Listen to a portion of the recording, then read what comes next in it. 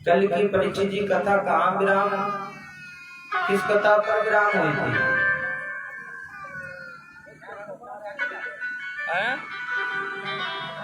देखो हमने आपसे कह दिया था कि जितने भाव से हम कथा सुनाते हैं उतने भाव से हम पूछ भी लेते हैं। मास्टर का काम ही यही होता है, पहले वर्क देता है अपने विद्यार्थी को, अपने स्टूडेंट को, फिर उसके बाद में रिजल्ट भी देता है। तो कल पर ब्रह्म परमात्मा के द्वारा उत्तरा के गर्भ की रक्षा हुई। उसके उपरांत में बाके बिहारी लाल ने पांडवों को अहंकार हो गया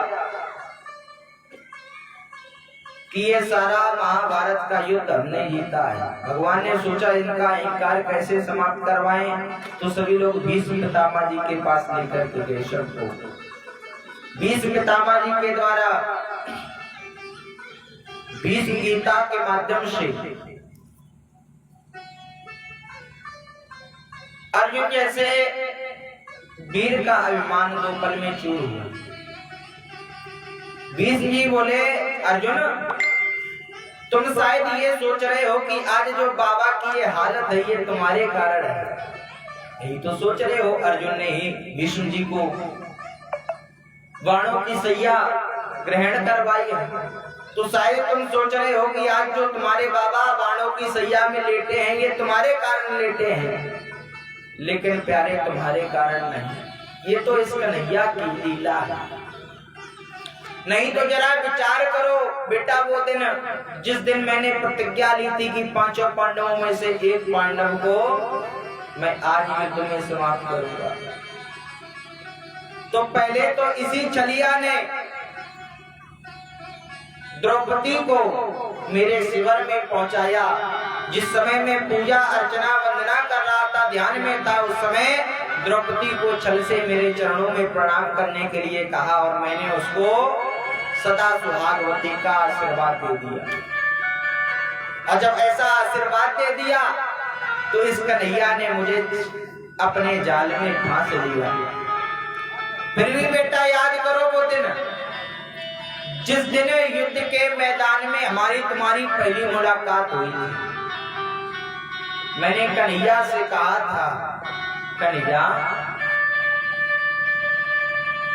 इस मेरे नाती को मेरे सामने से ले जाओ, नहीं तो जमाना कहेगा कि एक सगे बाबा ने अपने सगे नाती को समाप्त कर दिया। कन्हैया ने मुझसे कहा था, बाबा तुम्हारा ये जो नाती है ना ये बहुत बड़ा वीर है, और हमारी तुम्हारी युद्ध के मैदान में शर्त लगी थी हमारी, कन्हैया याद करो। देखो भीष्म जी बहुत बड़े वीर हैं, भीष्म जी इतने बड़े वीर हैं कि एक बार अपने गुरुदेव भगवान को भी पछाड़ दिया था। भीष्म जी के गुरुदेव कौन है? जय हो परशुराम जी। भार्गव परशुराम जी भी एक बार चक्कर में पड़ गए थे भीष्म जी के, हार नहीं पड़ा। तभी से तो ये कहावत हो गई कि गुरु तो गुड़ ही रह गए और लेकिन चेला शक्कर हो गए। प्रेम से बोलो राधे राधे। महाराज तब भगवान ने भीष्म जी से कहा था, भीष्म जी ने कहा देखो प्रभु इस युद्ध में मेरे समान ऐसा कोई योद्धा नहीं है जो मेरे बराबरी में युद्ध कर सके। अगर कोई योद्धा है तो वो परमात्मा आप हो, आप अगर सामने आ जाओ तो हम युद्ध करने के लिए तैयार हैं। भगवान बोले देखो भीष्म जी ये न्याय का युद्ध चल रहा है, सारथी बने हैं रथ हाकवे कुमारों का। इस न्याय के युद्ध में हमें सारथी का पद मिला है, हम सारथी बने। और सारथी का काम क्या होता है? रथ हाँकने का काम होता है, रथ चलाने का। बस भगवान कहते हैं सारथी बने हैं रथ हाँकवे कुमारों का, न्याय बस युद्ध को नियम ना बिगाड़े। जो पे एक बाप को सबले सपूत हुई हो, तो पे का हाथ शस्त्र करने न डारी हो। भगवान ने भीष्म जी से कहा था जो पे एक बाप को सबल सपूत हुई हो, अगर हम अपने एक बाप के लड़का हुए हैं तो कबू शस्त्र हाथों में नहीं लेंगे। भीष्म जी ने कहा अरे प्रभु ऐसी प्रतिज्ञा कर रहे हो तो सुनो, ऐसी प्रतिज्ञा प्रभु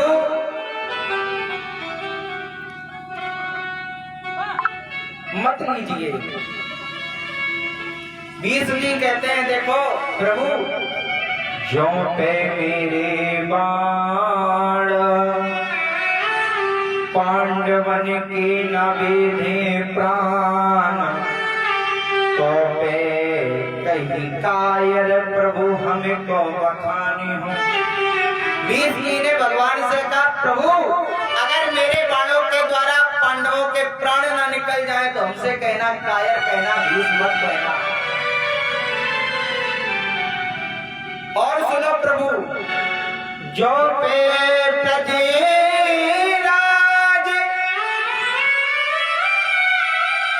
तुम्हें शस्त्र ना गहा दुहाते,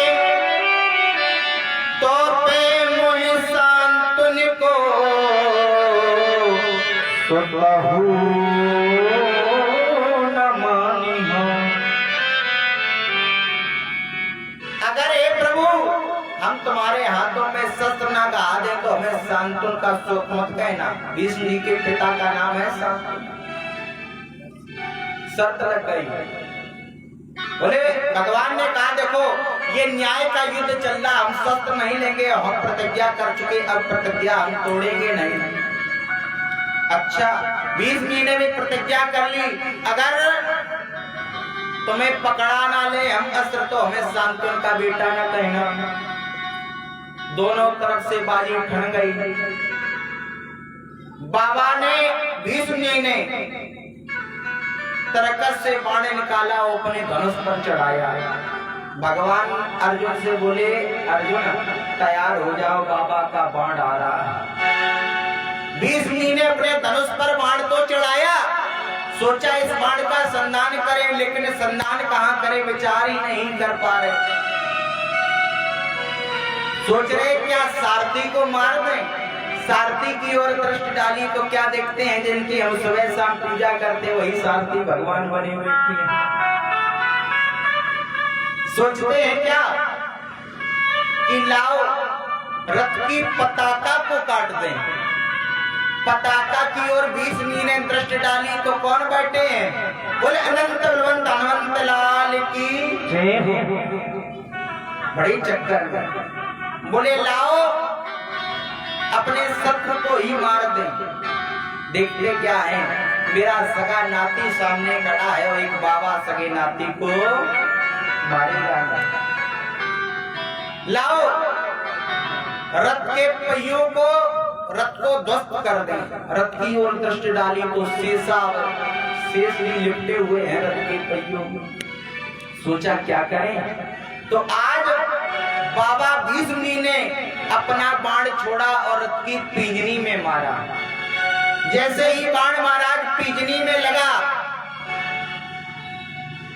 रथ का पहिया निकल करके भाग गया, रथ गिर गया।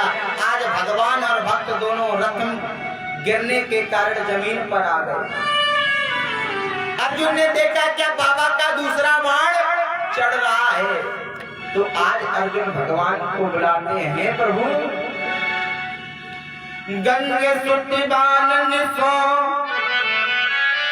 व्यतीते बिहाल हुई के, पारत पुकारो त्राहि त्राहि शरणागत। अर्जुन ने प्रभु को बुलाया, हे प्रभु आओ। समार समक्ष धाये, जैसे ही भगवान ने देखा हमारा भक्त हमें बुला रहा है, तो भगवान तुरंत दौड़े, समर समक्ष धाये, समर समक्ष धाये कान्हा रथ चक्र लेके, बिंदु कवि जाके ज्योति रवि समझा। आज जो रथ का पहिया भाग रहा था निकल करे कि भगवान दौड़ते हुए गए और अपनी जैसे ही तर्जनी उंगली में डाला उधर घुमाया, आज वो रथ का पहिया चक्र का सुदर्शन का स्वरूप ले लेता है। 20 ने देखा क्या भगवान ने अस्त्र ले लिया, अपने धनुष बाण रख दिए, हाथ जोड़ दिए, हे प्रभु बस हम जो चाहते थे वो आपने कर दिया, अब हम एक काम और चाहते हैं। भगवान बोले क्या चाहते हो? बोले हम सिर्फ ये जानना चाहते हैं कि हे भगवान हमें ये बताओ तुम्हारे कितने बाप हैं, तुम्हारे पिता कितने हैं ये तो बताओ। त्याग धनु बाण बोले भीष्म अहो भगत राज, शस्त्र गहलीना हुए है प्रण की कागति। भीष्म जी कहते आपने शस्त्र ग्रह लिया, प्रण की क्या गति होगी ये तो बताओ मेरे भगवान। करके प्रतिज्ञा पितु मात को कलंक दीनो, ए हो ब्रजराज तुम्हें लाजहु न आवती। हे ब्रजराज अपने माता पिता को क्यों कलंक लगा रहे हो? प्रतिज्ञा कर ली और शस्त्र नहीं कह लिया। आज भगवान बोले हे भीष्मराज, बैन घन श्याम बोले भीष्म अहो भगत राज, मोह जन्म देने वाले जग में अपार। बड़े भाव से समझना। भगवान बोले भीष्म जी तुम ये जानना चाहते हो कि हमारे कितने बाप हैं, तो सुनो मोह जन्म देने वाले जग में अपार हैं। अनेकों के माध्यम से मेरा जन्म होता है। सिंधु खंड पृथ्वी, सिंधु समुद्र से, खंभ नरसिंह बन करके खम्भे से, पृथ्वी से पाषाण सौ प्रकट होते, कहाँ लो बखाने जब अमित अवतार है। कानपुर का सिस्टम चल रहा है। जब मेरे अनेकों अवतार है तो कहां तक हम बखान करें? भीष्म जी ने हाथ जोड़े, प्रभु हमें अपने पुराने जन्म की कथा ना सुनाओ, जिस जन्म में हो उस जन्म की कथा सुनाओ। वो तो हम जानते हैं कि आप कहीं खम्भ से प्रकट हो जाते हैं, आप कहीं पाषाण से प्रकट हो जाते हैं, सिंधु से प्रकट हो जाते हैं, क्योंकि हर जगह रहते ही हैं तो जहां से चाहते हैं वहीं से निकल आते हैं। लेकिन इस जन्म में शर्त लगी है तो इसी जन्म की बात बताओ। भीष्म जी अर्जुन से कहते हैं, भीष्म अर्जुन याद कर ये भगवान ने तेरे लिए क्या कहा था। भगवान कहते हैं भीष्म जी से, भीष्म जी बैन घनश्याम बोले भीष्म अहो भगत राज, मोह जन्म देने वाले जग में अपार। कौन कौन इस जन्म की जानना चाहते हो तो सुनो। और कहे वसुदेव देवकी कलाई,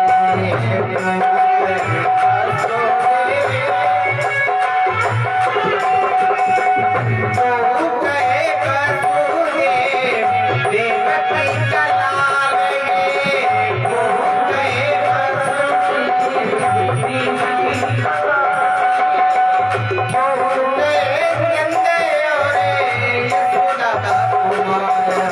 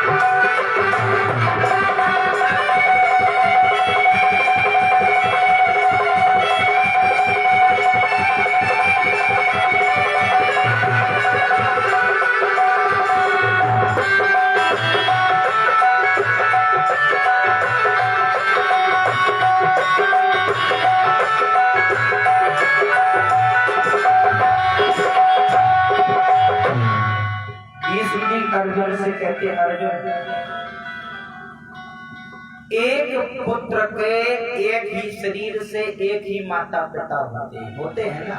हमारे भी एक माता पिता, आपके भी, सचराचर के एक ही होते हैं। लेकिन याद कर, इस परमात्मा ने तेरे खातिर अपने 2 माता पिता बताए। क्या कहा था भगवान ने भीष्म से? को कहे वसुदेव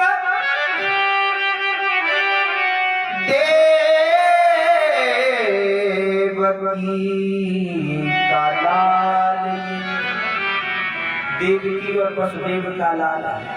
मुझसे कहा जाता है किसका पुत्र हो? बोले देवकी और वसुदेव का। कोई क्या कहता, कोई कहता नंद और यशोदा का कुमार। तो भीष्म जी जाके एक बाप बचावे निज लाज सोई, मेरे कौन बाप मेरे बाप तो हजार। प्रेम से बोलो आज भीष्म जी ने सुंदर ज्ञान का उपदेश दिया समस्त पांडवों को और भगवान से निवेदन किया है प्रभु, इतिमति रूपी कल्पिता कृष्णा भगवती पुंगवे विभोन ससुखमपते क्वचित् हितं प्रकृते युष्यते यत्र प्रवाह। भीष्म जी कहते प्रभु मेरी एक पुत्री है। अच्छा, एक बात आप लोगों के मन में आई होगी, जब विवाह ही नहीं हुआ तो पुत्री कहाँ से हो गई? भीष्म जी का तो विवाह नहीं हुआ। भीष्म जी भगवान से कहते प्रभु मेरी एक पुत्री है और अपनी पुत्री का विवाह हम आपके साथ में करना चाहते हैं। हम अपनी पुत्री को आपको समर्पित कर रहे हैं। अब पुत्री भीष्म जी की कौन है? तो बोले इति मति रूपी मेरी एक पुत्री है। मति माने बुद्धि रूपी, और अपनी मति रूपी पुत्री को हम आपके चरणों में समर्पित कर रहे हैं। प्रभु कृपा कर। भगवान बोले भगत राज, शायद तुम्हें पता नहीं है, जब जीव मेरे सन्मुख आ जाता है, सन्मुख होए जीव मोहि जमहि, जन्म कोट अविनाश तब, तो उसके करोड़ों जन्म के पाप